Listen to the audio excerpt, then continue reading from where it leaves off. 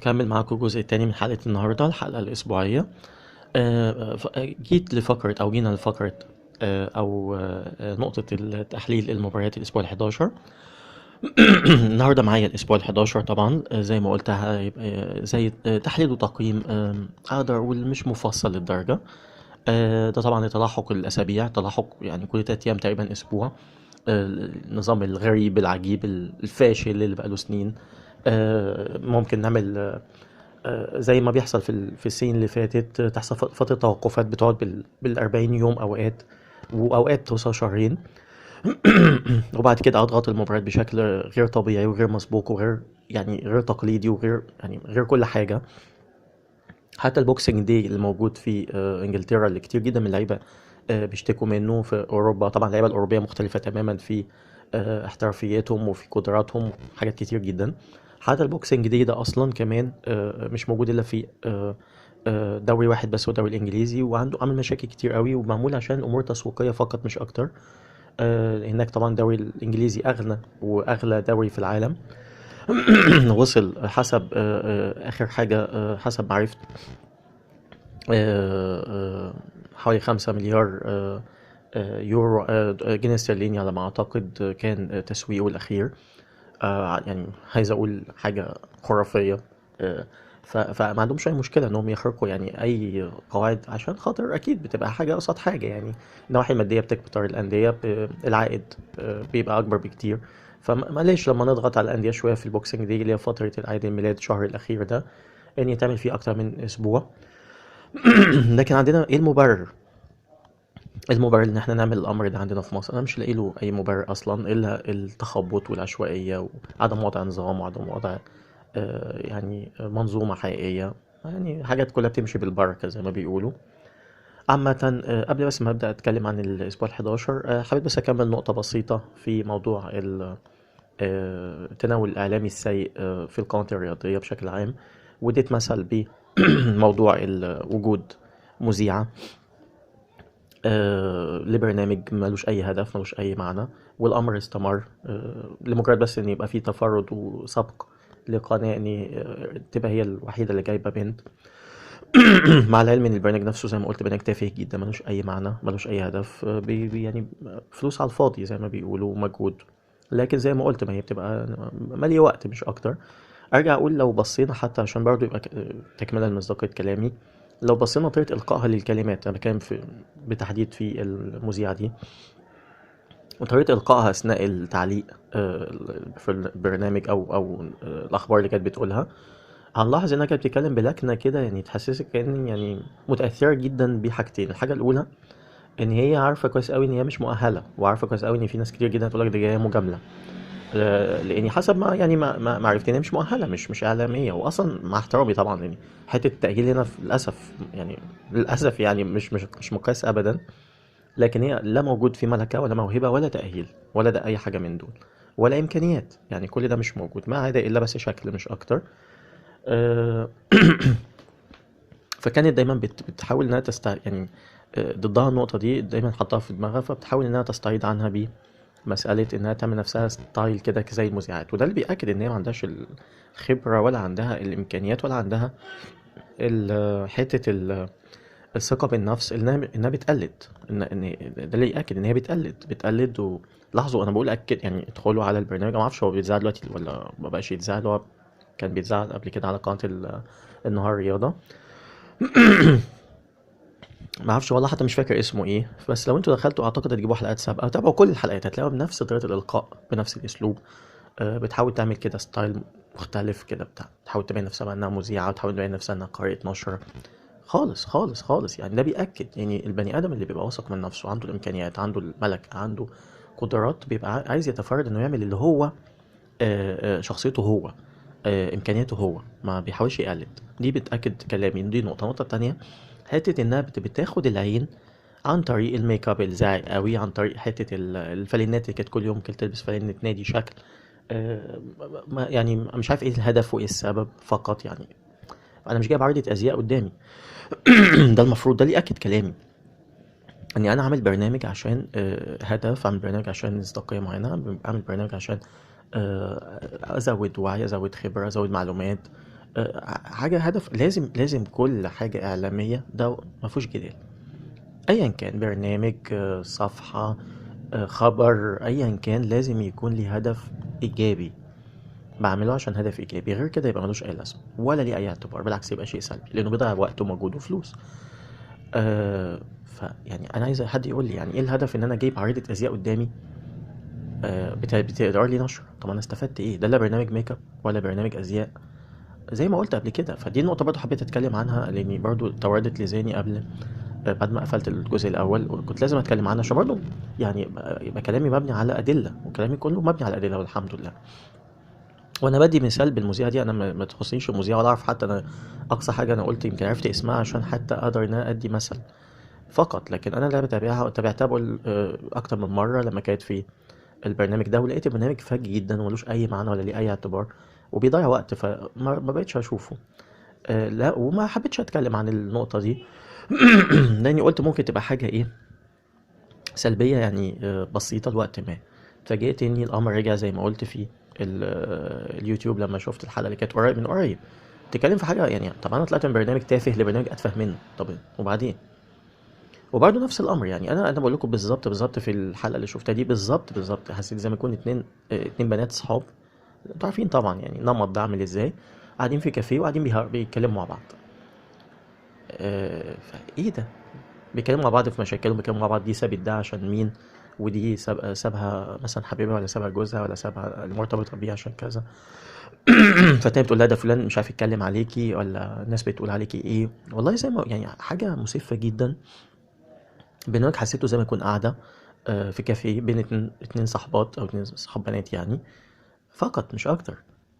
فمنتهى التفاهه منتهى السذاجه بجد. ما زالوا بيعاملوا للاسف الجماهير للاسف على اني بعقليه الثمانينات والسبعينات، بنفس اسلوب عايز اقول الافكار والفقرات اللي بيعملوها في برامجهم. ما زالوا لحد دلوقتي بيتعاملوا بنفس الطريقه، يجيبوا ناس مش مؤهله خالص، وقلت تاني تاهيل ما اقصدش بيه علميا او التاهيل الاكاديمي، لا انا بتكلم فيه مجموعه امور اللي هو التاهيل اللي بيبقى اكاديمي مع خبرات مع ملكه مع موهبه مع ممكن جدا اخد نقطتين من دول او ثلاثه، لكن ما يبقاش ولا واحده من دول، هتبقى مصيبه. فدايما نقيس كل شخص في اي مكانة اعلامية، اي مكان اعلامية سواء اعلام مقروء او مرئي، يكون بالاسس دي. ما ينفعش يكون ما فيهوش الاسس دي وما اقدرش واقدر اقول عليه ناجح. بأمارة ايه؟ بأمارة ايه؟ مفيش اي دليل على كده. طيب عامة نيجي للاسبوع ال11. الاسبوع ال11 هيتلعب فيه 9 مباريات كالعادة طبعا. الشرقية والاتحاد فوز الشرقية 1-0، سموحة وأسوان فوز سموحة 1-0، المصري ودجلة فوز المصري 1-0، الزمالك والمقاولين فوز الزمالك 3-0، المقصة وبتروجيت فوز المقصة 2-1، إسماعيلي وطنطا تعادلوا 0-0، الجيش والإنتاج الحربي 3-1 للإنتاج الحربي، إنبي والداخلية 1-0 للداخلية، تعدين الأهلي 3-0 للأهلي. طيب هبدأ معاكم بأول مباراة اللي هي مباراة الشرقية والاتحاد. مباراة الشرقية والاتحاد، الشرقية دخلت المباراة دي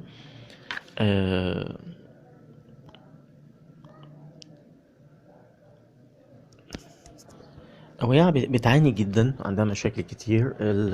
الفريق اقدر اقول انه بيأدي، انا قلت كتير يمكن حتى في الحلقة اللي فاتت لو فاكرين، قلت انه تقريبا بيشبه لي قوي فريق الشرقية وطنطا، الاتنين بيشبهوني بدمنهور والنصر في الموسم اللي قبل اللي فات لو نفتكر، لما كان الفرقتين دول بدأوا برضو بداية سيئة جدا وكان هزايم كتير، لكن أداء كان مبشر وفي ندية يعني مع الفرق الأخرى. بحس إن النادي فريق عنده شخصية، فريق عنده إمكانية إنه ممكن يتعبك كفريق منافس، ما قلتش يفوز بس على الأقل يتعبك، تمام؟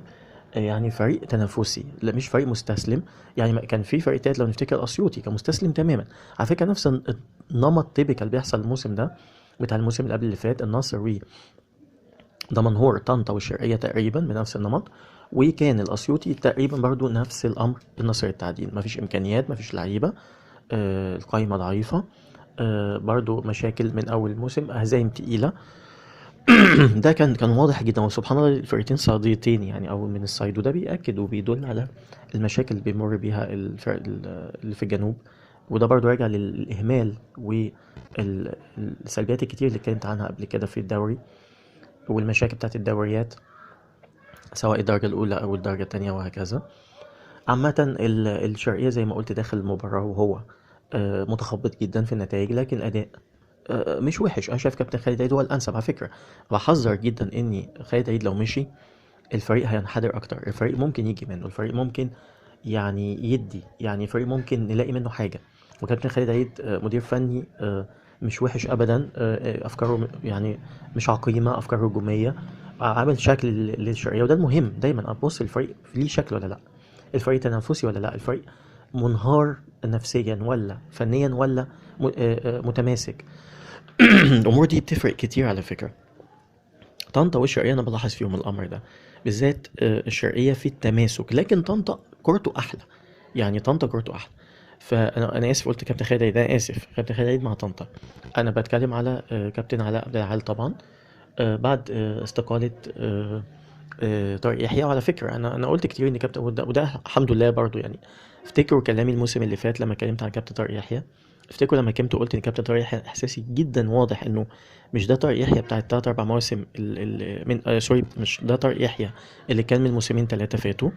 في تخبط، افكاره بقت تقريبا يعني خلاص واحده، مفيش جديد. بدأ يكون حسيته انه متعالي على الفرق اللي بيدربها، حاسس ان هو امكانياته اعلى، قدراته اعلى، فعشان كده مش قادر يأدي معاها، بيستسلم بسرعة. يعني الفريق لو ما اداش اللي هو عايزه في الاول، سواء لامكانيات او لنواحي فنية او الفريق نفسه فيه عدم انسجام، بتلاقيه بيستسلم خلاص. يعني اللي هو ما بيقاتلش، ما بيحاولش انه يثبت انه مدرب جيد، وما بيحاولش يخلي المجموعة اللي معاه تأدي. يمكن النقطة دي بتعجبني في كابتن شوقي غريب رغم تحفظي على أداؤه الفني، وإن هو برضو أفكاره منتهية الصلاحية، قلتها كتير، لكن عنده النقطة دي اللي فارقة معاه جدا، إنه مثابر وإنه بيستمر، عايز يثبت نفسه عشان اسمه وعشان برضو الفريق، ولو إن عشان اسمه أكتر. لكن دي برضو في حد ذاتها بتخلي الفريق يبدأ يقوم دايما بقاله 3 مواسم على التوالي، يبدأ بداية سيئة جدا جدا جدا، وبعد مثلا 10 مباريات يبدأ يستفيق بشكل غريب. وانا قلت الاسباب قبل كده، حكايه تغيير الفريق كل شويه، انه يعول على مجموعه لعيبه اغلبيتها منتهيه الصلاحيه، وشبعانه ويرديف اهلي وزمالك. دي مشكله. مش لعيبه عايزه كوره، مش لعيبه عايزه تعمل مجد وحاجه انجاز، مش لعيبه جعانه كوره، لا ما بيعتمدش على الامر ده، وده بيبين عقم الفكر في الاختيار. عموما بالنسبه للاتحاد، الاتحاد قلت واتكلمت في المباراة اللي فاتت، قلت الاتحاد، او في الحلقة اللي فاتت قلت الاتحاد مش دي قايمة اللي حسسونا ان هي قايمة تكسر الدنيا وانها حاجة. انا قلت هي من افضل، يعني اوكي قايمة جيدة، ممكن تكون من افضل قائمة في الاتحاد في خلال الفترة اللي فاتت، لكن مش القايمة اللي تعمل فريق يعني يعني يبقى فريق تنافسي حقيقي مع الفرق الاهلي والزمالك بالذات. وقلت اني حتى يعني يعني فنيا مش للدرجة اللي كانوا بيصوروها، تمام. وده اللي أكد كلامي، الاتحاد برضو ما زال زي الموسم اللي فات، ما فيش اختلاف كبير، برضو نتائج متذبذبة، أداء برضو من المباراة الأخرى. أوكي بقى، يمكن الميزة البسيطة إن في إلى حد ما أوراق بديلة ممكن تلاقيها، ومش كتير، يعني مش الأوراق كتير، ممكن تلاقي 4 5 لعيبة ممكن تقول إنهم برا ال11 أقدر إن أنا يعني استفاد منهم، ليهم جودة كبيرة، ده مش موجود. يمكن هو لاعب او اتنين بس دايما اللي بتحطهم، كابتن مختار احمد الالفي، اوقات احمد الشيخ بيبقى بديل.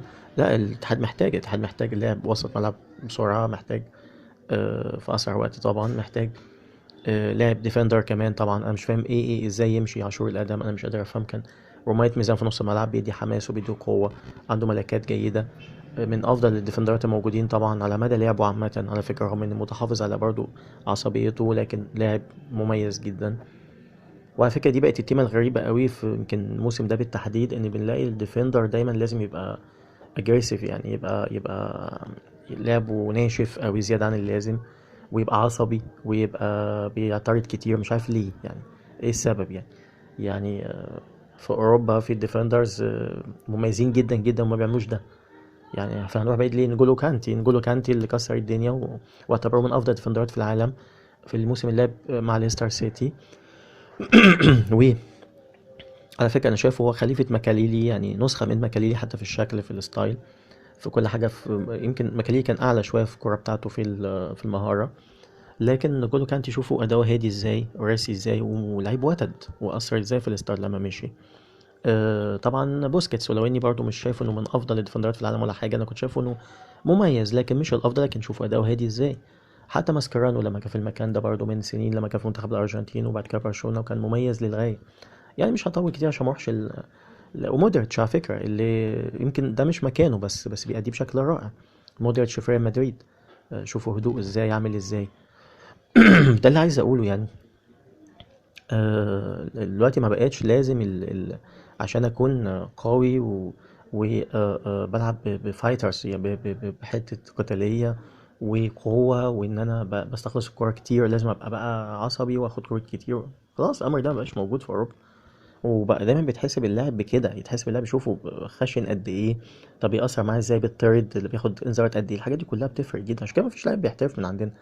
الموضوع مش ببساطة، الموضوع مش والمشكلة ان احنا نطلع بعد كده في الاعلام بتاعنا تاني، كلمت مليون مرة، نطلع نمجد ونطلع نفخم، واللاعب المقاتل، اللاعب اللي مش عارف ايه، الوتد، المسمار، حاجات غريبة جدا، وهم ابعد ما يكون عن اللاعب المميز في المكان ده. زي مثلا يعني لما يقولوا ان يحتفلوا بهداف الدوري لما يجي مثلا يوصل 16 17 جون، يكسر حاجة فظيعة. في الدوري المصري يعني الدفاعات فيه تعبانة جدا، المستوى فيه طبعا على حدث ولا حرج، وقلت قبل كده كتير انه رابع او خامس دوري على المستوى العربي. يطلعوا يمجدوا ويفخموا وبيلعبوا كام 18 نادي يعني بال 34 مباراة. لما يجي يعمل 16 هدف ده انجاز رهيب، ولا 17 هدف. نروح نبص على لاعب المفروض انه 9.5، مش لاعب مهاجم زي ميسي ولا رونالدو ولا جريزمان مثلا، ولا توماس مولر في بايرن، ولا امثله كتير طبعا. نبص على لعيبه زي ولا هازارد في تشيلسي، نبص نلاقي لاعب زي ده بيجيب متوسط في الموسم 20 25 جون بالراحه يعني. طبعا ميسي معدي، ميسي 40 و50 جون في الموسم دلوقتي، بيقيسوا له انت قلت عن ال 50 دي كده حاجه مش طبيعيه. ميسي ورونالدو الاثنين قل عن 50 دي حاجه مش طبيعيه، 50 جون حاجه بجد مضحكه، ونطلع نفخم ونمجد وحاجه ما علينا يعني. المهم فالاتحاد زي ما قلت، يعني المباراة عامة بشكل عام ما كانتش مباراة قوية. برضو على فكرة مستوى الدوري قل كمستوى عام، ك ك عايز اقول كحماس، كحتة كورة جميلة. الاتحاد برضو متخبط، المباراة انتهت 1-0 طبعا. هدف أحرزه حسام حسن، لاعب وسط الملعب المتنقل اللي ما يعني تقريبا كل موسم في فريق شكل. ويعني المباراة يعني زي ما قلت يعني اصبروا شوية. كابتن علي عبد العال أنا شايف إنه يعني ما اعرفش، انا شايف انه مش هو المناسب لفريق زي الشرقيه. يعني كابتن لعب قال ليه كده طبيعه لعيبه معينه بيحب يلعب بيها، ليه اسلوب وستايل معين في التفكير، فانا شايف انه لا يعني مش هيكمل كتير. آه، شايف ان هو خد التجربه بس عشان خاطر يثبت نفسه، انه مش الاول فشل يمر بيه كان في ام بي، فعايز يثبت نفسه انه بسرعه قادر انه يتعامل مع الامر ده، ان هو مش هو السبب فيه. وهو على فكرة الفشل أنا لما أجي الإنبي هتكلم يعني، لكن أرجع أقول إنه والسبب التاني إنه الفريق مشابه في إمكانياته لفريق الداخلية، لكن الأمر مختلف. إن الشرقية بلد، وبلد فيها جمهور وعدد ضخم جدا من المواطنين يعني في الشرقية، فطبيعي إن غالبيتهم بيحب الكورة، هيبقى في ضغط كبير، هيبقى في، ودي أول موسم طبعا يطلع الشرقية من سنين طويلة، فالضغط أكبر، إنه طبعا خايفين ينزل، لأنه لو نزل ممكن ما يطلعش إلا بعد فترة طويلة. كل الأمور دي مسببة مشاكل جامدة لكابتن علاء، فانا عشان كده كنت رافض يعني، او شايف اني غلط يروح من انبي ليه، وقبلها الداخليه اللي كان يعني ستايل مختلف تماما لفريق جماهيري زي الشرقيه، وكمان بيمر بمشاكل وتخبط. المباراه التانية المباراة التانية النهاردة سموحة وأسوان. المباراة انتهت بفوز سموحة 1-0 بهدف أحرزه أحمد حسن مكي. المباراة طبعا بالنسبة لسموحة قلت وكررت واتكلمت مع الفوز المتكرر لسموحة، ولأنه مش متكرر ولا حاجة ونتائج أقل، لكن قلت إن قائمة سموحة الموسم ده مش جيدة، قائمة سموحة مش بقوة الموسم اللي فات. سموحة برضه دي نقطة يعني، تدخلات الإدارة او اداره النادي في الكوره كانت ليها سلبيات كتير قوي. الفريق كان عايز اقول يعني لا ما تجددش بالشكل الامثل. الموسم ده لو نلاحظ هنلاقي ان نفس لعيبه الموسم اللي فات، ما فيش جديد. هم نفس لعيبه الموسم اللي فات. يعني ما فيش تجديد في الدم الفريق. حاجه غريبه قوي نلاحظها في سموحه، اني لحد تقريبا المباراه ال 11 تقريبا ما كانش لاعب في فريق سموحه كله، تقريبا حوالي ما كانش 18 لاعب، ودي حاجه غريبه جدا. اوكي يعني اقدر اقول انه ممكن ثبات التشكيل مهم، لكن مش للدرجه دي. خصوصا قائمة 30 اللي انا اتكلمت عنها قلت انها فاشلة جدا، ليس لها اي داعي ولا لازمة. على فكرة كان في برضو موقع ذكر الامر ده، الكلام ده لسه من قريب، بس الحمد لله يعني الحمد لله اني بتكلم في الشيء قبل ما بيحدث وبتوقعه وبقول اسبابه كمان، مش توقعه بس. لكن مواقع غالبيتها او كلها تقريبا بتتكلم بعد ما الامر بيحصل وبيبقى فجي جدا. فيا دوبك لسه من اسبوع بيتكلموا على قائمة 30 وانها ملهاش جدوى، وذكروا المثل اللي انا بقوله دلوقتي، مثلا فريق سموحة انه عدد اللعيبه كان قد ايه، واكتر من فريق ذكروا. على فكره كان الموقع جايب كل الفرق، كل فريق لعب كام لاعب. كان اعتقد يورو سبورت عربيه اللي هي النسخه المصريه بس. فده اكيد كلامي الحمد لله الكلام ده، بس اكدوا بعد شهور. فزي ما قلت يعني سموحه القايمه مش بالقوه. شايف حتى يعني عنده طبعا مشاكل الدفاع، الرباط الصليبي اللي كواكو مانسوا ومحمود عزت مؤثرين اكيد. على فكره النقطه برضو ايمن اشرف، افتكروا لما اتكلمت وقلت اني الاهلي كان بيفاوض ايمن اشرف، وقلت افتكر اهلي او الزمالك مش متذكر، واتكلمت ساعتها وعقبت وقلت انه مش اللاعب المفيد لا للاهلي ولا للزمالك، وقلت انه لاعب المستوى اللي هو كان فيه من موسمين في سموحه وكان مكسر الدنيا ده مجرد طفره. قلتها كامله ساعتها بشكل كامل، قلت دي طفره، ودي تفرق كتير قوي عن مستوى لاعب اصلا ممكن جدا كان عنده الملكات وعنده امكانيات اللازمه، لكن مش قادر يطلعها في فريق معين، يطلعها في فريق تاني لكن مستمره، عن لاعب بتحصل طفره لفتره ما زي ظاهره كده وتنتهي. ده ايمن اشرف، انا كنت عندي يقين من ده، وقلت ان لو راح الاهلي والزمالك هيبقى نفس نسخه احمد شديد اللي راح الاهلي رايح جاي مرتين، ويمشي ويجي ويمشي ويجي، وما كانش اللاعب المفيد او المميز. فده اللي اكد كلامي. المثل اهو الموسم ده حد يقول لي طب عشان يمكن الظروف اللي مر بيها، واظن كان عنده رباط صليبي على ما اعتقد، وبعد كده حادثه والدته واخته الله يرحمهم طبعا. لكن لا، مش شرط انه خد فتره تعافى تماما ودلوقتي مستقر وموجود في الملعب على طول. ممكن جدا بيلعب في مكان، ودي برضو نقطه غريبه جدا من سواء فير او دلوقتي كابتن حلمي طولان، انه بيلعبوا في قلب الدفاع، او لعب كام مباراه قلب الدفاع. ده كان شيء غريب ملوش اي معنى تماما. زي برضو ما انا متحفظ تماما على محمود متولي انه يلعب قلب الدفاع في الاسماعيلي، وقلت الامر ده غلط جدا. فيعني ده شيء برضو انا ضده تماما. اوكي ممكن اجيب باك يمين او باك شمال يلعب قلب الدفاع، بس في حالات معينه ويبقى عنده مقومات معينه، وتبقى في مباريات معينه كمان، مش كل مباراه او مع اي خصم او منافس. نفس الامر بتاع ايمن اشرف حصل مع عمر سعد، بس بالعكس عمر سعد عنده امكانيات، عمر سعد افضل من ايمن اشرف، عنده امكانيات اعلى وتفجر جدا جدا الموسم اللي فات. لكن لو نلاحظ هنلاقي الموسم اللي قبله في حرس الحدود، اللي كان حرس الحدود في اسوأ حالاته الموسم اللي قبل اللي فات. طبعا كان في اسوأ واسوأ الموسم اللي فات برضه، لكن حارس الحدود كان من اهم وافضل لعيبته اللي كان عامل تقريبا، وكان في فريق مهلهل جدا، كان عمر سعد. يعني فريق ما كانش مساعده، وكان هو يعتبر من افضل اللعيبه. خدوا سموحه كسر الدنيا اول موسم، الموسم ده قال الكتير. ده هنا اقول ده مش طفره، هنا اقول ده مستوى لاعب بس مستوى قل. اسباب بقى انه يقل مستواه، نشوف بقى الوضع كان ايه. تمام، بيبقى ليها اسباب. بالنسبه يعني عامه نفس الامر حصل مع محمود سيد. يعني سموحه بيمر بمرحله انعدام وزن غريبه قوي، انه ما جددش نفسه بلعيبه مميزه. اللعيبه الاساسيه الموجوده مستوى هبط كتير. اسلام محارب، محمود سيد، احمد تمساح هبط جدا جدا مستواه. دلوقتي سموحه بيلعب بمين؟ بيلعب لحد ما حسام باولو وحسام حسن هم اللي بيأدوا بشكل جيد في وسط الملعب فقط، مع احمد نبيل مانجا في نص الملعب، ولو انه عصبي جدا ونيرفز قوي واجريسيف قوي قوي قوي. برضه نفس النمط اللي اتكلمت عنه، برضه مش عارف ايه الاسباب. ليه اللاعب دايما يبقى عبوس الوجه ما بيضحكش، يبقى عصبي يقعد يشخط وينطر في اللي حواليه، ويبقى بيتخانق مع دبان وشه عشان يبقى اللاعب بيحب النادي؟ انا مش فكل ده اعداد نفسي على فكره، كل ده نضج كمان. لا بيكون عنده نضج محدود جدا في النضج النفسي والنضج الشخصيه من قبلها. فطبيعي انه وطبعا النضج النفسي داخل في نضج الشخصيه، لكن بقصد نضج اللاعب نفسه قبل ما يلعب كوره. يعني تعامل لاعب الكوره نفسيا محتاج يكون اكبر من تعامل شخص عادي، كويس؟ لان لاعب الكوره عليه ضغوط، عليه تعامل مع شهرة، تعامل مع فلوس، تعامل مع حياة مختلفة، تعامل مع ضغوط انه بعيد عن اهله وعن بيته فترات بتبقى طويلة. الحاجات دي كلها لازم مع اعداد معين، كمان وجود جماهير او لا، الحاجات دي كلها بطولة تنافسية، مشاكل، حاجات دي محتاجة. وده منعدم تماما في أنديتنا المصرية، وجود المتخصص النفسي. وده للأسف سيء جدا إنه غير موجود. بنتكلم في 2016 دلوقتي، حاجة اللي من 30-40 سنة موجودة في أي دولة كروية، يعني على إمكانية أقول إيه، أقول إمكانية محترمة يعني.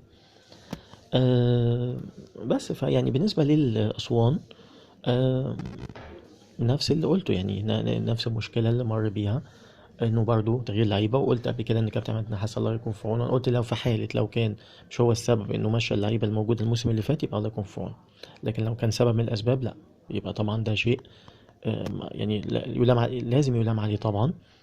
اقدر اقول انه اسوان مشكلته، ولو ان اللعيبه الموجوده حاليا برضو مش وحشه، لكن ليه مهاب سعيد بعيد؟ برضو بقاله كام مباراه بعيد، برضو نفس الامر. هل هو لانه عمل مشاكل؟ ان هو برضو معروف انه لاعب نرفوز ولاعب عصبي ولاعب يعني دايما يحب يبقى في الملعب وعنده رغبة دايما يكون هو اللي موجود على طول في الملعب، وشايف نفسه أفضل من زمايله. احتمال، لأني لاحظت الأمر ده في كام مباراة اللي لعبهم مع النادي. حسيت إن هو كان بيتعامل بطريقة فيها عنجهية كبيرة، لكن هو كلاعب فنيا لا غبار عليه، لازم يبقى في الملعب. هبوط مستوى محمد فوزي بقاله موسمين على التوالي سيء جدا، اللي كان بدأ بداية مميزة جدا في فريق الشرطة، وجه وبداية واعدة بجد. ففي حاجات مش طبيعية. كمان مفيش مهاجم طبعا، لما مشي شكري نجيب أثر، ما جابوش مهاجم جيد. مش كمان اللاعب اللي كان موجود الموسم اللي فات، إيريك تراوري، اللي كان موجود الموسم اللي فات معاهم وجي يعمل نص موسم من أجمل ما يمكن، وكان من هدافين الفريق، رغم إنه جه في نص موسم، بعد نص موسم برضه راح المقصة. لا، في تأثير أكيد. وكمان آه، لا، في ناحية نفسية فيها مشكلة. اللعيبة على فكرة كإمكانيات، أنا شايف الفريق مش وحش أبدا. شايف إنه فريق يعتبر كقائمة أفضل من الشرقية، أفضل من طنطا، أفضل من التعدين طبعا، أفضل من الداخلية كمان. يعني ممكن يقعد، صحيح مش هيعمل طفرة، لكن ممكن يقعد. لكن في حاجة مش طبيعية، إن اللعيبة، لا، في لعيبة في إمكانيات مهارية، في إمكانيات مهارية مش بطالة. برضه الموسم اللي فات مشي الفيومي، أثر الفيومي، كان مهم جدا، لعيب مهم جدا. يعني لا، في مجموعة مشيت الموسم اللي فات كانت مهمة قوي. التعويضة بلعيبة الموسم ده ما ادتش المطلوب، زي مهاب سعيد زي ما قلت، زي كمان محمد فوزي تاني موسم ليه، اسلام الفار كمان اللي جه من الاهلي برضه ما اداش بالشكل الامثل. يعني الحاجات دي كلها اثرت. انا شايف ان اسوان محتاج بس انسجام اكتر، محتاج يعني مهاجم في انتقالات الشتوية هيفرق كتير معاه. اعتقد الامور هتختلف. مع كمان الدفاع مهم جدا. انا مع جدا ان حماده السيد يقعد. حماده السيد كان اخطائه كتير قوي، كان لاعب مش مركز في الدفاع، اخطائه فعلا كارثيه، بيعمل مشاكل. مع وجود مدافعين افضل منه، مع كمان يجاب مدافع في يناير افضل، انا شايف انه هيفرق كتير قوي.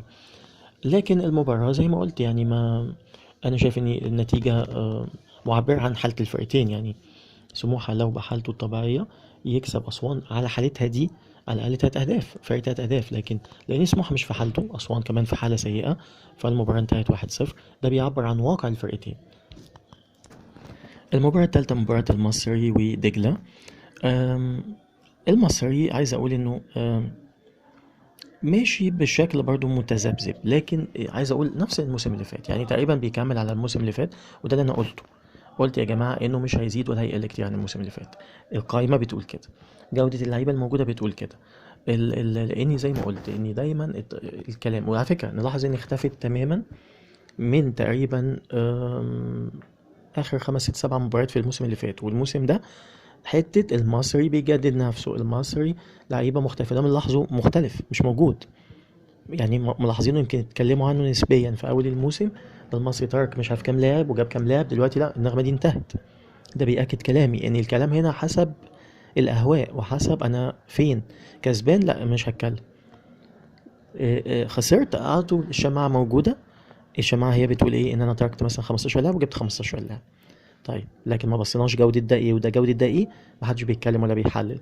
كل اللي بيتكلم في اللي قدامه بس. والمصيبة التاني بكرر ان اللي بيقول ده محللين المفترض المفروض يعني انهم جايين عشان يضيفوا لي انا كجمهور، يعني يضيفوا لي جديد ويقولوا لي اللي انا ما اعرفوش، ويزيلوا علامات استفهام ممكن جدا تبقى في عقلي، ويعرفوني اللي ممكن انا ما اقدرش اوصل له، لان هم طبعا عندهم امكانيه لده، لان بحكم خبرتهم ومعرفتهم ولعبهم في المجال ده فترة طويلة. ده ما بيحصلش، بالعكس أنا مفاجئ إني بيتكلموا زي أي مشاهد عادي متفرج عادي. بالعكس يمكن في متفرجين بجد يمكن عندهم حتة الإبداع والوعي أكبر، وبيتكلموا بشكل أفضل وبيحللوا بشكل أفضل. أنا بشوف ده بعيني والله. فمعرفش يعني شيء غريب. فداني بكر أنا بقول أهو، محدش بقى بيتكلم دلوقتي في الحتة دي، محدش بيقول خط نص المصري تقريبا الموسم ده مختلف عن الموسم اللي فات، محدش بيقول الهجوم كمان مختلف عن الموسم اللي فات، محدش بيتكلم في النقطة دي. كويس.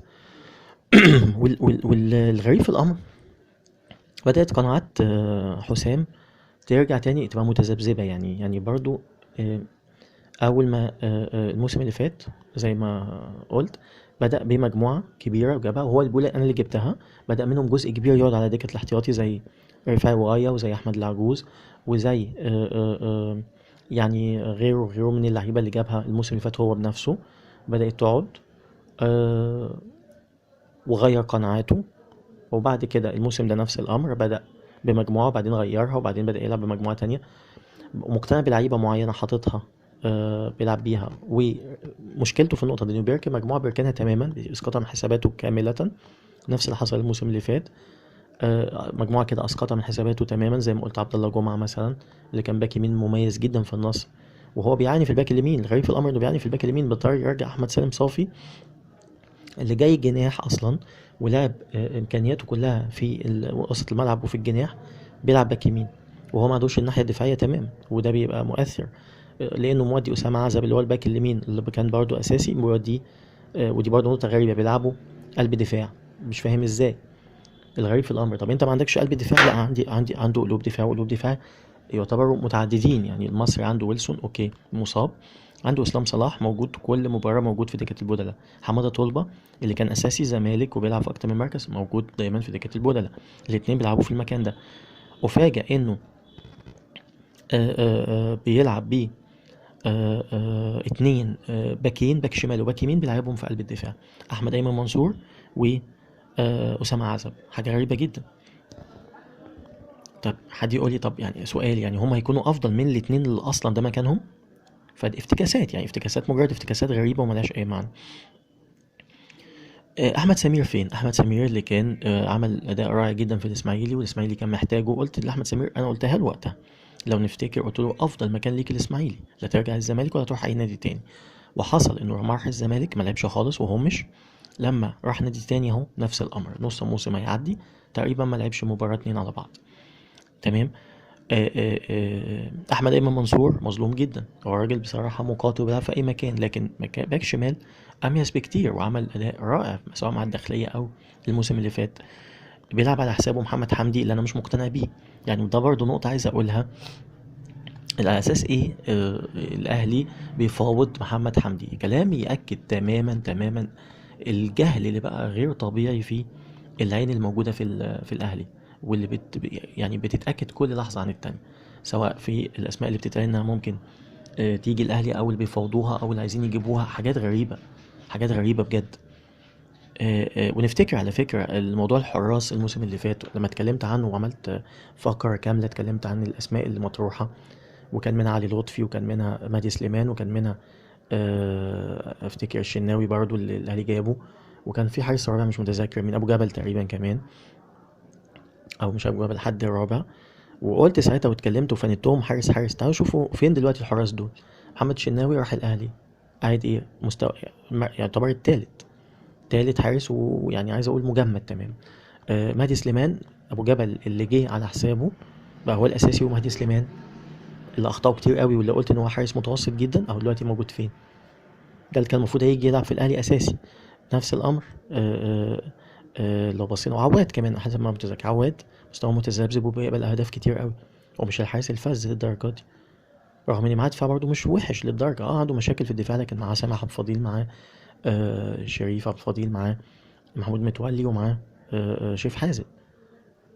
يعني على الاقل برضه مش فريق تعدين مثلا، ولا فريق يعني معاه لعيبه مستواها ضعيف جدا في الدفاع، او اسوان او كده. تمام. يعني ده ليه اكد كلامي، لان كل الحراس اللي اتكلموا عنهم كلهم اسوأ ما يمكن في المستوى الموسم ده. علي لطفي كمان، علي لطفي مستوى، شوفوا انبي دلوقتي تقبل كام هدف، وعلي لطفي اللي وقف اغلبيه المباريات. يعني ده بيأكد كل حرف الحمد لله توقعته وقلته على الحراس دول. آه، آه، فزي ما بقول يعني مشكلة يعني انا مش عارف، يعني حسام حسن مشكلته انه بيحاول دايما يعمل بصمته هو، زي ما بيقولوا بالبلدي التاتش بتاعه. اوقات كتير بيبقى غريب، النتائج بتساعده، النتائج بتساعده انه بيلعب بالحماسة، لكن دايما بيجي في الدور التاني الامور بتهرب منه، لان خلاص بتبقى عارف طريقة لعبه، اسلوبه، طريقته، استراتيجيته اثناء المباراة خلاص، فبتبطل مفعول الامر ده. وده حصل حتى يعني في اكتر من مباراة. فعايز اقول انه مازال برضه بيتعامل بنفس الطريقة عامة. بالنسبة لدجلة، زي ما قلت واتكلمت المباراة اللي فاتت، أحمد حسام دي تاني مباراة ليه، أو تالت مباراة بمعنى أصح، تالت مباراة. كانت سموحة تقريبا قبلها. عايز أقول إنه مستوى متذبذب حتى في المباراة الواحدة. حاسس إنه أحمد حسام بينزل باستراتيجية واحدة، لو الأمور اتلخبطت هو ما عندوش حتة قراية المباراة، يعني النقطة دي هو ضعيف فيها، ضعيف، ودي أهم نقطة في المدرب، اللي هو أثناء المباراة مش قبل المباراة. أنا أوكي ممكن عملت الخطة وخلاص ببدأ بيها، لكن اثناء المباراه اعدل الامور ازاي، العب على اسلوب المنافس ازاي، المنافس لو عمل كذا ابدا اتعامل معاه ازاي. طب ابدا ان انا زي الشطرنج، ابدا ان انا اغير خطتي، ممكن فجاه عندي خطط بديله، عندي ملكه ان انا اغير بسرعه افكاري. الحكايه دي ضعيفه جدا في احمد حسام، دي مأثرة يعني. عشان كده حتى في المباراة دي لو نلاحظ هنلاقي ان هو كمان فريقه على قد امكانياته الجيدة اللي ممكن تكون افضل من الموسم اللي فات، بس ما قدرش ان هو يتعامل مع المصري، مع الحماس بتاع المصري. الحماس بتاع المصري كان اقوى، قدر انه ياخد المباراة بشكل افضل. فالدجلة تحس، وبعدين ومشكلته ان هو كمان مقلل دكة البودلة بتاعته. وقلت قبل كده كتير، الفريق الجيد حقيقي، الفريق الصعب بالنسبة لأي فريق تاني، هو اللي عنده دكة بدلة قوية، اللي تبقى انت قاعد وعارف ان 11 موجودين دول ممكن في اي وقت 3 ينزلوا يغيروا الامر تماما، فبتبقى قلقان كمدرب للفريق المنافس. فهو مقلل دكة البودلة. فين يوسف أمامة، فين إبراهيم عبد الخالق، فين علاء علي، الثلاثي ده بالذات فين يعني الثلاثي ده مؤثر قوي، يفرق معاك. الثلاثي ده بعيد تماما. طب إصابات مش عارف، يعني مصابات من أول الموسم التلاتة ما سمعتش عن الأمر ده. طب مش مؤهلين، طب ليه؟ طب عندهم انذارات، طب عندهم انذارات 13 مباراة ولا 12 مباراة متتالية، شيء غريب. فالثلاثي ده فين؟ الثلاثي ده يفرق معاه كتير قوي، يفرق معاه جدا في الخبرة والمهارة والإبداع يعني. فمش عارف، انا مش قادر افهم، يعني بيعتمد دايما ان هو مش عايز اللاعب الجاهز عشان ما يتقالش انه جه لاعب بالجاهز، لا هو عايز يعمل زي ما قلت التاتش، هو نفس نمط حسام. وكانت مباراة غريبة سبحان الله ان الاتنين تيبيكال بعض في نفس اسلوب ال الشخصية واسلوب طبيعة التعامل مع الفرق اللي بيدربوها. بس النتيجة كانت متوقعة، انا شخصيا توقعتها يعني. بالنسبة لي المباراة اللي بعد كده الزمالك المقاولين، لا المباراة محسومة. انت كنت متوقع تماما قبل المباراة ان النتيجة محسومة. ده لكذا سبب. اول سبب، المقاولين بقاله كام موسم كعبه زي عكس بقى كعبه عالي، لا كعبه واطي مع الزمالك، بينزل منهزم من قبل المباراة، ما بيأديش يعني في حاجة نفسية كده. وده يرجع لإيه؟ لتغيرات كتير قوي في الفريق طبعا. فاللعيبة اللي بتيجي لعيبة زي ما قلت جودتها أقل بكتير. في المقاولين بقى له 3 4 مواسم، يمكن اكتر موسم كان فيه نديه قويه جدا في المباراتين كان الموسم اللي قلت وحكيت عنه من 4 مواسم بتاع دوري المجموعتين، اللي كان فيه محمد سالم، محمد سوستا، والمجموعه محمدات اللي هي فريق محمدات، وكابتن محمد رضوان. لا كان مباراتين من اجمل ما يمكن. وكان المقاولين كعب يعني فعلا عمل مباراتين رائعتين مع الزمالك. وللاسف بعد كده الفريق تفكك تماما زي ما قلت، وبدا يتعمل افكار خاطئه تماما في التعاقد مع اللاعبين، بيعاني منها المقاولين جدا. فالمقاولين لا منهزم جدا مع الاهلي ومع الزمالك، الاثنين بينزل منهزم. مفيش امكانيه، الفريق بطيء فعلا. الابداع فيه منحصر في لاعب فقط واحد، محمد فاروق. مفيش ابداع خالص. عمر جمال مستوى بعيد. محمد ناجي جده طبعا منتهي. مع يعني خلاص مفيش تحس ان اللاعب المبدع بجد اللي يقدر يفيدك في الفريق الا لاعب واحد فقط، فمش هينفع ابدا ان يفضل يلعب بلاعب واحد، مستحيل يعني. وده عامل ضغط ولود كبير قوي على محمد فاروق. بالنسبه للزمالك، اول مباراه لكابتن محمد حلمي، المباراه انتهت 3-0 زي ما قلت. الزمالك يعني قلت كتير يا جماعه، الزمالك عنده مجموعه لعيبه تخلي اي مدير فني يقدر يلعب بيها بسهوله، يعني يشكلها بشكل بسيط وسهل. يعني لو مدرب عنده افكار حلوه قادر جدا يعمل اجمل ما يمكن من القماشه دي. القماشه قويه، قماشه مطاطه جامد، فسهل انه ما لقاش اللاعب ده يجيب اللاعب ده، ما لقاش اللاعب ده يجيب اللاعب ده، ما لقاش اللاعب يعني عنده الزمالك عنده في كل مكان ثلاثه تقريبا، وقلت الموضوع ده قبل كده. فدي مشكله كمان، دي مشكله وفي نفس الوقت ميزه. فلقاها ميزه في المباراه دي كابتن محمد صلاح، كابتن محمد حلمي. لقاها ميزه كبيره انه قدر يتعامل مع اي غيابات، قدر يتعامل مع اي لعيبه بعيده، عكس المقاولين مثلا زي ما قلت، اللي عنده لاعب واحد بس مبدع، لاعب واحد فريق كامل. آه، حتى كان عنده عبد العزيز الشاعر ما بيلعبش برضه، دي علامه استفهام. الموسم التاني على التوالي اللاعب ضيف شرف ما بيلعبش خالص، ما اعرفش برضه ايه الاسباب. يعني اصابه، طب الاصابه بقى لها موسمين، شيء غريب يعني، انا مش قادر افهم. عنده محمود شديد، اللاعب ده في نص الملعب لاعب وتد ومهم جدا، برضه مش موجود. فالوغاريتمات غريبة جدا مدربين بيعملوها، أنا مش قادر أفهمها. ومحمود شديد موجود على فكرة، إنه بيبقى موجود دكة البدل على طول ما بينزلش. فده شيء برضه عجيب، بيقول إن المدربين برضه لسه النضج قليل عندنا في المدربين المصريين، في التعامل مع اللعيبة والتعامل مع الإمكانيات المتاحة، وإنهم بيتخلوا عن لعيبة مهمة ومفيدة بتروح تتألق في أندية أخرى. ده بيأكد فشل المدربين. المدرب اللي يبقى عنده لاعب وإمكانية معينة أو وسيلة ويسيبها وتتألق بره، ده فشل منك. محدش يقعد يقول لي فريقنا تقيلة وفريقنا خفيفة وكلام الفارغ ده. مفيش حاجة اسمها كده، مفيش ابدا حاجه اسمها كده. انا ضد ده تماما. ما هو لو بمثل، وبرضه بس كنت هتكلم عنها لما اجي مباراه الاهلي، قصه الفريق خفيفه وفريق تقيله جماهيري. هو فين الجماهير؟ فين الضغط؟ ده دوري مصر يا جماعه، ده الدوري المصري. يعني نفوق كده بقى. مش عارف انا ايه الكلام اللي احنا عمالين نقوله ده. يعني تاني بكرر، ده الدوري الرابع او الخامس التنافسي في القوه التنافسيه على مستوى الوطن العربي كله. على مستوى الوطن العربي اسف فقط، ما قلتش على مستوى العالم، ما قلتش على مستوى افريقيا حتى. يعني لما اقول انه بعد الدوري المستوى العربي، بعد الدوري السعودي والدوري الاماراتي والدوري المغربي والدوري التونسي والدوري الجزائري، يجي الخامس او السادس كمان، يا نهار ابيض، مش ممكن يعني. ف عامة زي ما قلت يعني مباراة ما فيهاش كتير، 3-0 مباراة منتهية. انا كنت متوقع تماما انها تنتهي قبل او سوري خلصانة قبل بدايتها. ده معروف، وده دايما مباراة الزمالك والمقاولين في الموسمين اللي فاتوا.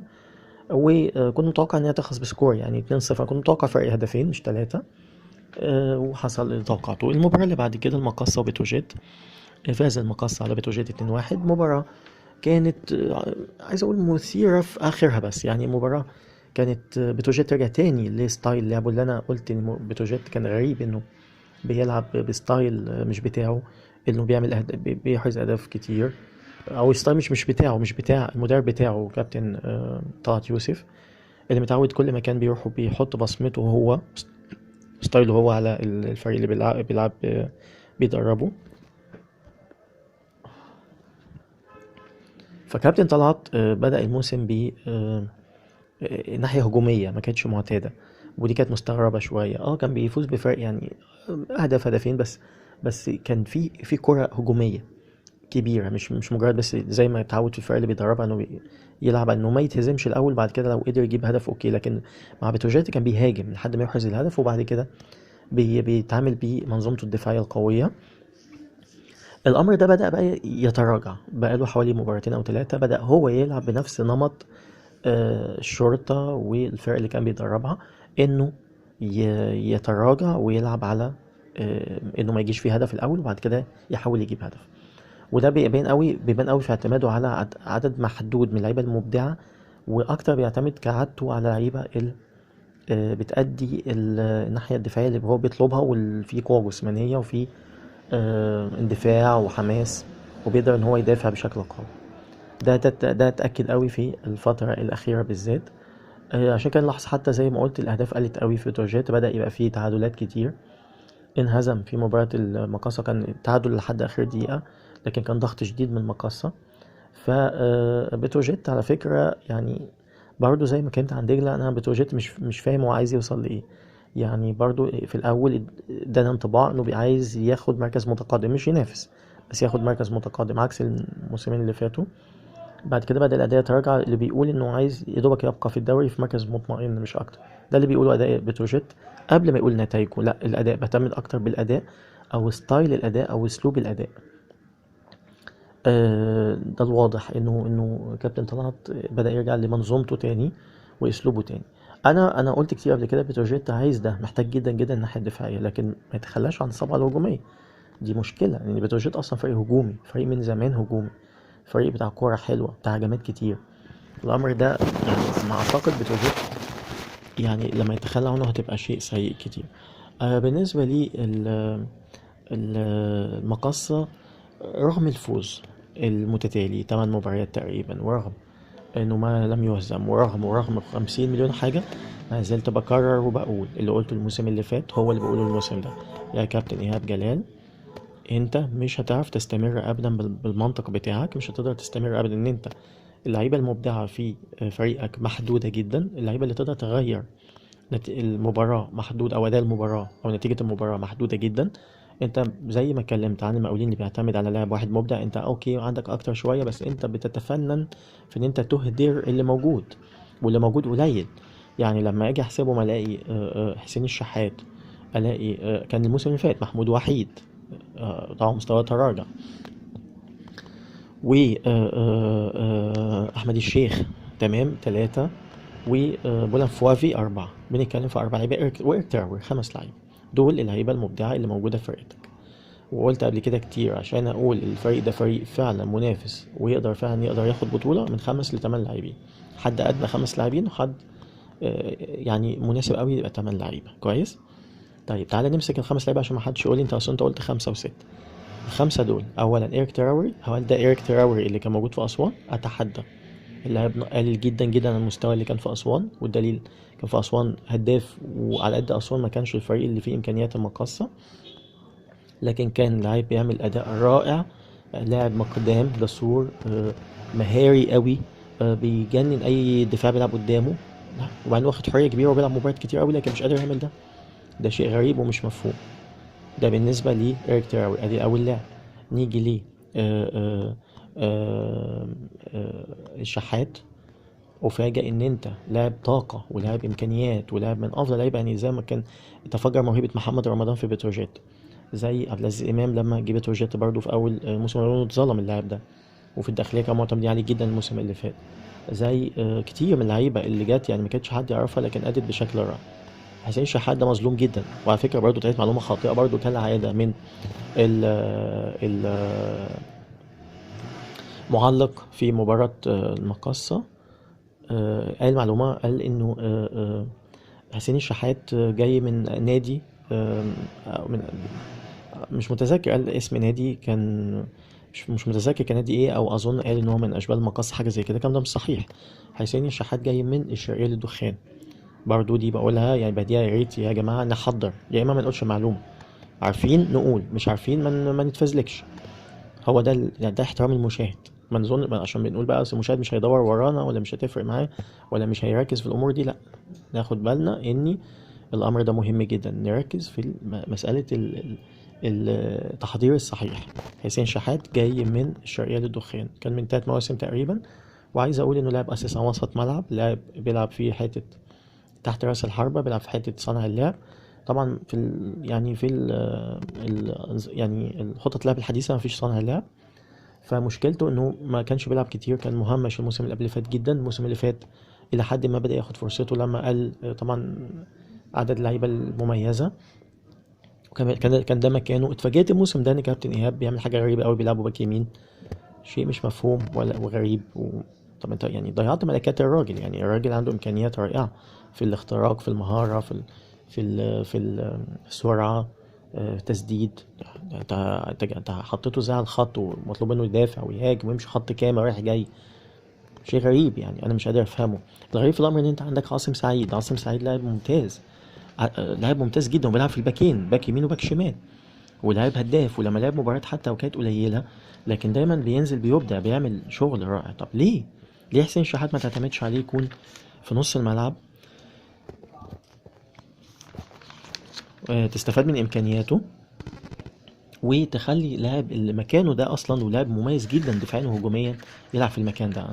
فالوغاريتم غريب يعني. فعشان كده بقول كابتن، يعني اللي بيتكلم ويقول لك كابتن ايهاب مدرب رائع مدرب واعد، ما اختلفناش، لكن غلطاته كتير، وعنده حته العنجهيه الكرويه، اللي هو نظام انا بتخلى عن اللعيبه وبعمل برضه فريق قوي، فخلاص بقت الامور سهله بالنسبه له. لكن طب معلش، انت عملت ايه بالفريق ده؟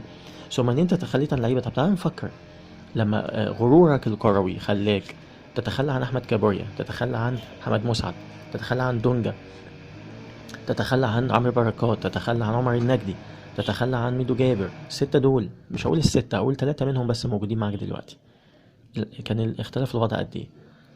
اعتقد كان اختلاف كتير قوي طبعا، غير حسني فتحي اللي على اليمين. تمام، لو قلنا 3 بس من ال7 دول، 3 بس موجودين معاك دلوقتي، كان الامر اختلف قد ايه؟ فلا يعني، ما لا الامر يعني، انا مش عارف يا كابتن ايهاب، انت في حاجه مش طبيعيه في طبيعه يعني. لو بصينا هنلاقي ان شيء برضو ياكد كلامي.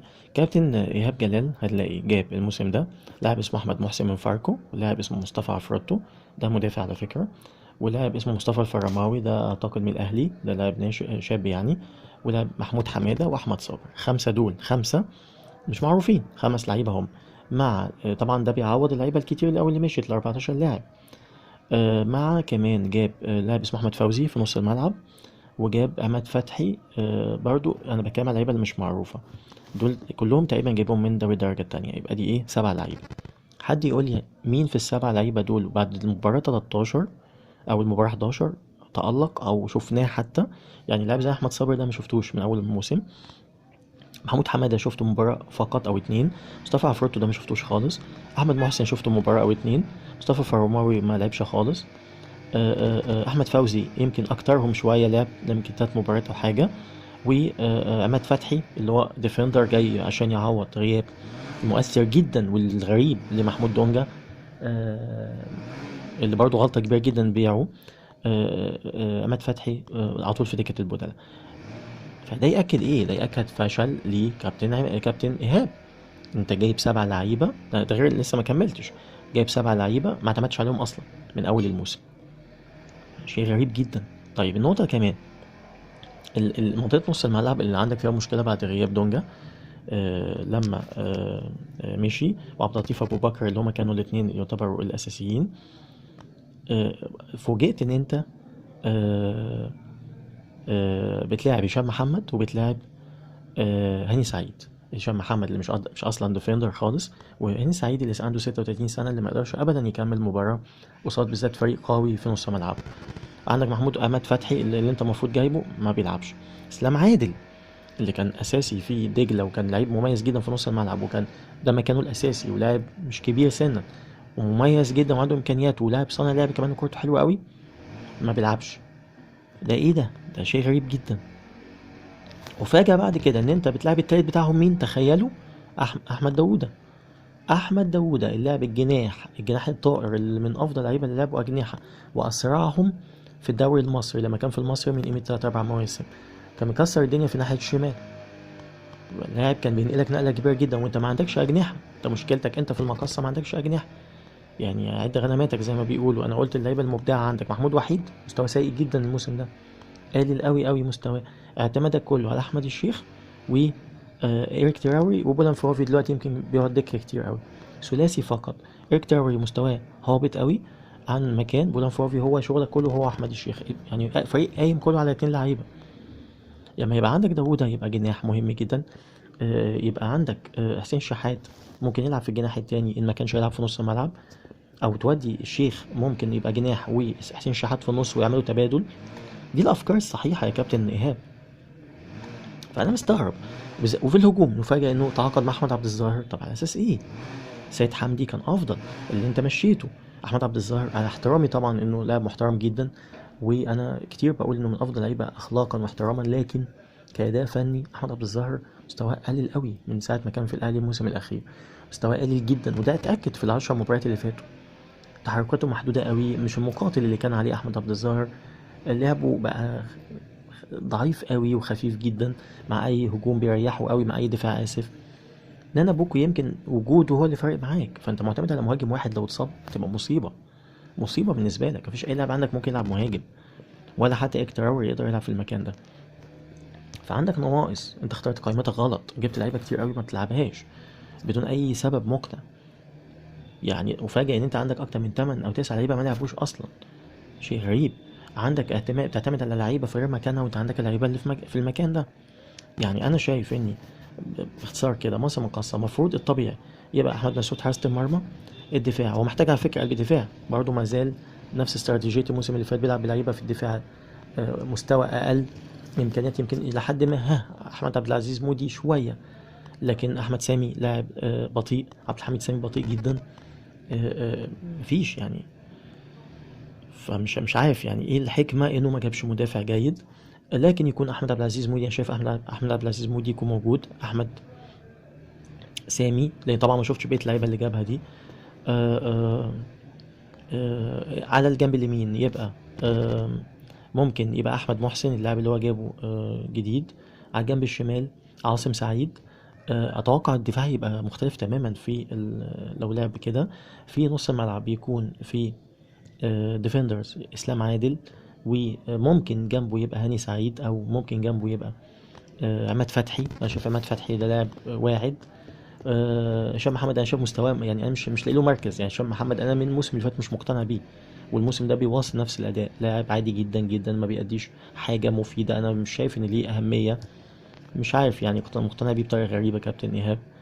الاتنين دول يبقى معاهم احمد الشيخ، معاهم احمد داوودة في الاجنحه، وحسين شحات في النص مثلا.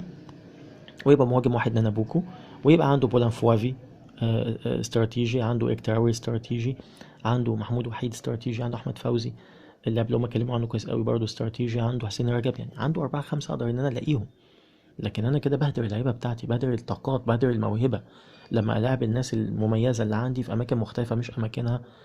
احمد داوود في نص ملعب ديفندر، العب حسين شحات باك يمين. ده ايه ده؟ انا مش عارف ده ايه ده بالظبط. حاجه غريبه بصراحه. انا شايف انه يعني غلطان جدا كابتن ايهاب في استراتيجيه لعبه الموسم ده. عامه ده الجزء الثاني، ومكمل معاكم الجزء الثالث.